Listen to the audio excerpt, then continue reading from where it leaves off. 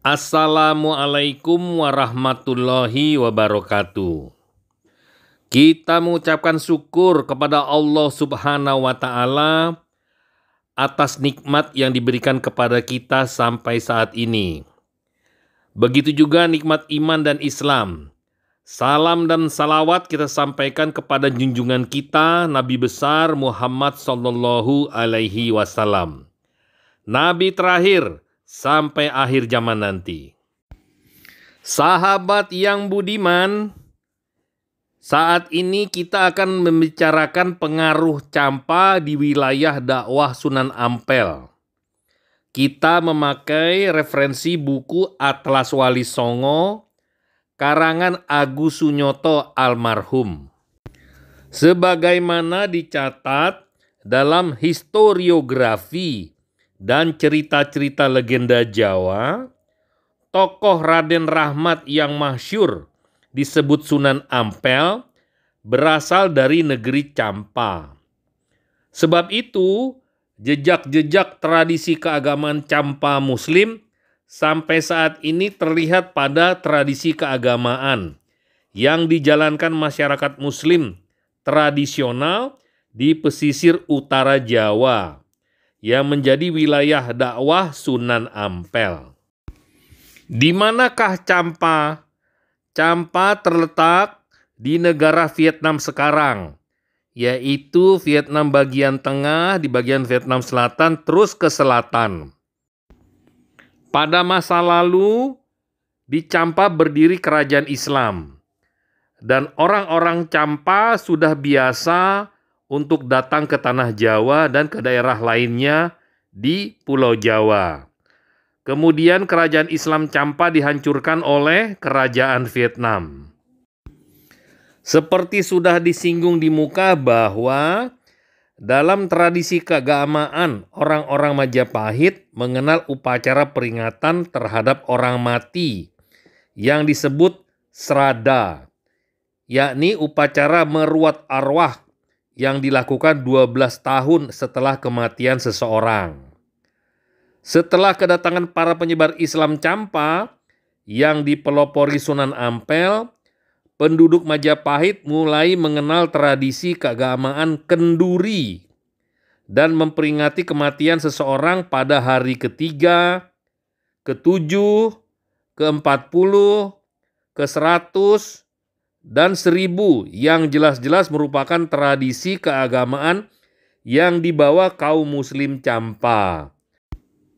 Dalam buku Kerajaan Campa terbitan EVO tahun 1981 disebutkan bahwa orang-orang Campa muslim memiliki kebiasaan memperingati kematian seseorang pada hari ke-3, ke-7, ke-10, ke-30, ke-40, ke-100, dan 1000.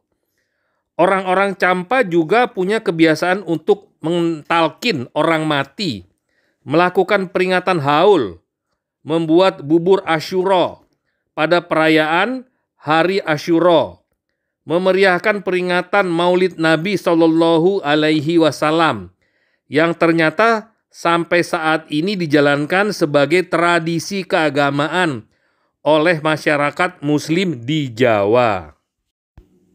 Menurut SQ Fatimi dalam Islam Comes to Malaysia tahun 1963, mazhab orang-orang Islam di Campa beraliran Syiah. Namun bagian terbesar orang-orang Islam Campa sudah kehilangan orientasi dan mengalami diskontinuitas sejarah sehingga tidak mengetahui lagi secara benar jika Islam yang mereka jalankan adalah Islam pengaruh Syiah, terutama Syiah Zaidiyah, bertolak dari faktor sosiokultural religius pada masyarakat Jawa pasca Majapahit. Sunyoto dalam sejarah perjuangan Sunan Ampel, taktik dan strategi dakwah Islam di Jawa abad ke-14 sampai 15 menyimpulkan bahwa upacara peringatan orang mati pada hari ke-3, ke-7, ke-40, ke-100, dan ke-1000 termasuk tradisi haul, talqin, adalah tradisi khas Campa yang jelas-jelas terpengaruh faham Syiah Zaidiyah.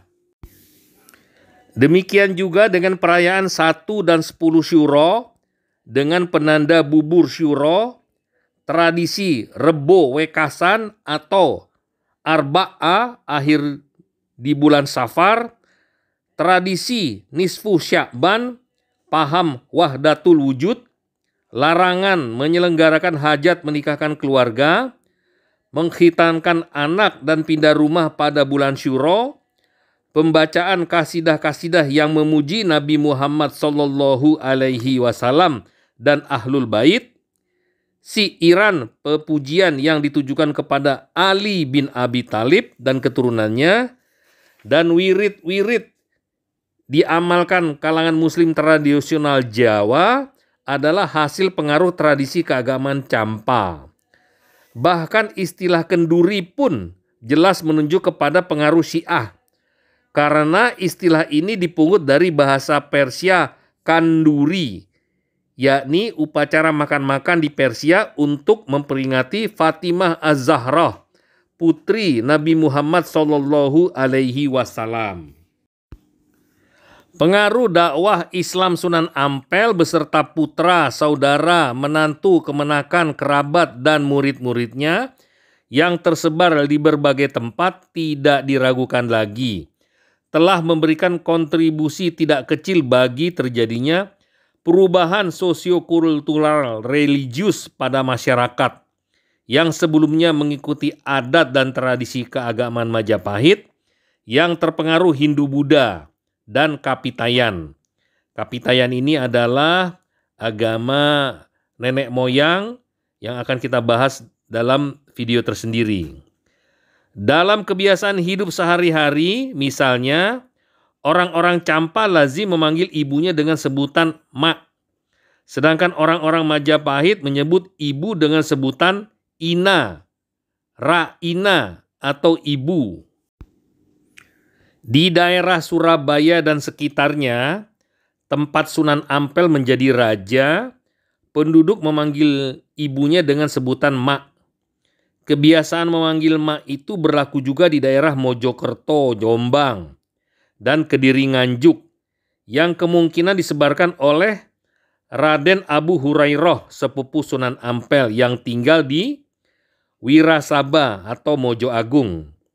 Sebutan itu berkembang pula di sepanjang pantai utara Jawa, yang kemungkinan disebarkan oleh Sunan Bonang, Sunan Derajat, Sunan Giri, Raden Patah, Sunan Kalijaga, Sunan Kudus, dan Sunan Gunung Jati, yang merupakan putra, menantu, kemenakan, dan murid-murid Sunan Ampel.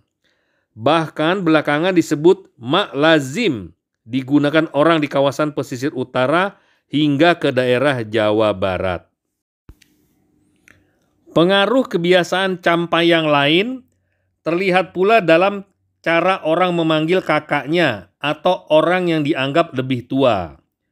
Orang-orang Campa lazim menggunakan sebutan Kak atau Kang, sedangkan orang-orang Majapahit memanggil kakaknya dengan sebutan Raka.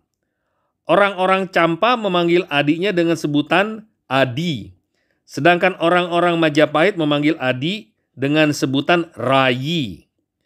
Orang-orang Campa menyebut anak laki-laki kecil dengan sebutan Kacoa atau Kacong, sedangkan orang Majapahit menyebutnya Rare.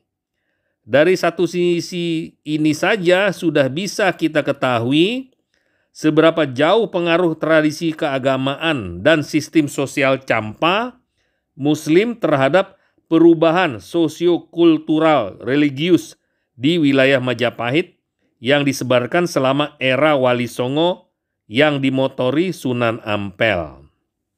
Pengaruh Campa Muslim tampak juga mempengaruhi ranah kepercayaan masyarakat Jawa terhadap alam gaib dan tahayul. Menurut Sediawati, dalam pengarcaan Ganesha masa Kediri dan Singosari tahun 1994,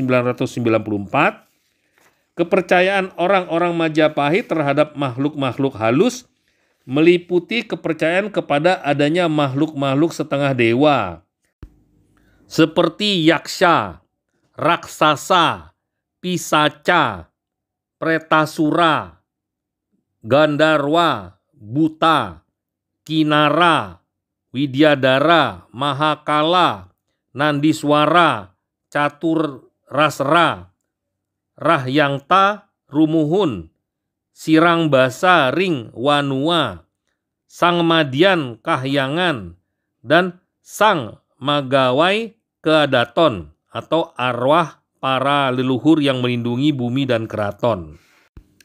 Sementara itu, orang-orang Campa mempercayai berbagai jenis makhluk halus seperti Gondorwa, Kelongwewe, Kuntilanak, Pocong, Tuyul, Kalap, Siluman, Jin Islam, hantu penunggu pohon, arwah penasaran, dan berbagai takhyul yang dalam bahasa Kawi disebut Gekwan Tuhuan, yang bermakna sesuatu yang bersandar pada kicauan burung alias omong kosong. Orang-orang Campa juga percaya terhadap hitungan suara tokek, tabu mengambil padi di lumbung pada siang hari, menjemput harimau dengan sebutan yang atau ong, yang bermakna kakek dan sebagainya. Dan fakta sejarah kemudian menunjukkan bahwa kepercayaan Campa itulah yang kemudian menjadi arus utama dari sistem kepercayaan penduduk Muslim Jawa pasca Majapahit terhadap takhayul sampai saat ini.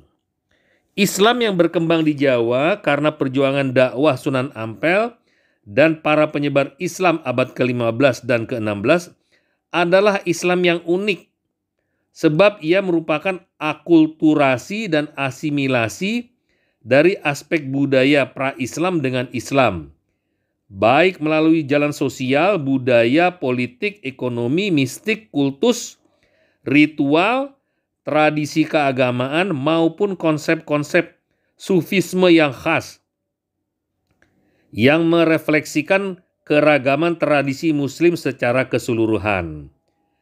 Dalam konteks akulturasi dan asimilasi itulah pengaruh tradisi keagamaan Muslim Campa menjadi sangat dominan dalam mewakili unsur sosiokultural religius dibanding pengaruh tradisi keagamaan Muslim dari tempat lain. Usaha dakwah Sunan Ampel lebih merupakan hasil formulasi kreatif dari tradisi intelektual dan spiritual yang paling dinamis dan kreatif dalam sejarah perkembangan Islam. Hasilnya, semangat dakwah yang terbentuk mampu mempertahankan anasir-anasir lama Kapitayan di satu pihak dan melakukan penetrasi sosio-kultural religius terhadap masyarakat Hindu-Buddha secara kreatif di pihak lain, dengan memasukkan tradisi keagamaan Muslim Campa melalui pendekatan sufisme yang dengan cepat diterima dan diserap oleh masyarakat Jawa. Sekalipun pada usia senjanya, Sunan Ampel sudah menjadi tokoh yang sangat dihormati oleh masyarakat sebagai sesepuh Wali Songo. Namun tidak ada keseragaman yang mencatat kapan tokoh asal Campa itu meninggal dunia. Babat ing Gresik menetapkan wafat Sunan Ampel dengan Candra Sengkala berbunyi, "Ngulama ngampel lena masjid," yang selain mengandung makna ulama Ampel wafat di masjid, juga mengandung nilai angka 1401 Saka, yang jika dikonversi ke tahun Masehi adalah tahun 1479 Masehi. Padahal Serat Kanda mencatat Sunan Ampel wafat dengan Candra Sengkala, awak kalih guna iku, yang mengandung nilai angka tahun 1328 Saka, yang sama dengan tahun 1406 Masehi. Sementara itu, dalam historiografi lain tidak tercantum sama sekali tahun meninggal Sunan Ampel. Meskipun tidak ada kepastian kapan tepatnya Sunan Ampel meninggal, namun makamnya yang terletak di samping Masjid Agung Ampel dijadikan pusat peziarahan umat Islam di seluruh Nusantara. Dari cerita buku ini kita dapat melihat bahwa tradisi Islam di Campa diserap dalam masyarakat Jawa, terutama di pantai utara. Namun demikian, kalau kita lihat lagi narasi selanjutnya bahwa Islam dari Campa ini sudah merupakan atau terjadi diskontinuitas sejarah mengenai Islam. Ditambah lagi ada beberapa ajaran-ajaran atau budaya-budaya Syiah. Maka sebaiknya kaum muslimin melihat apa yang diajarkan Rasulullah dan para sahabat. Itulah yang terbaik. Sampai di sini dulu sahabat, kita akan bahas video lainnya. Terima kasih.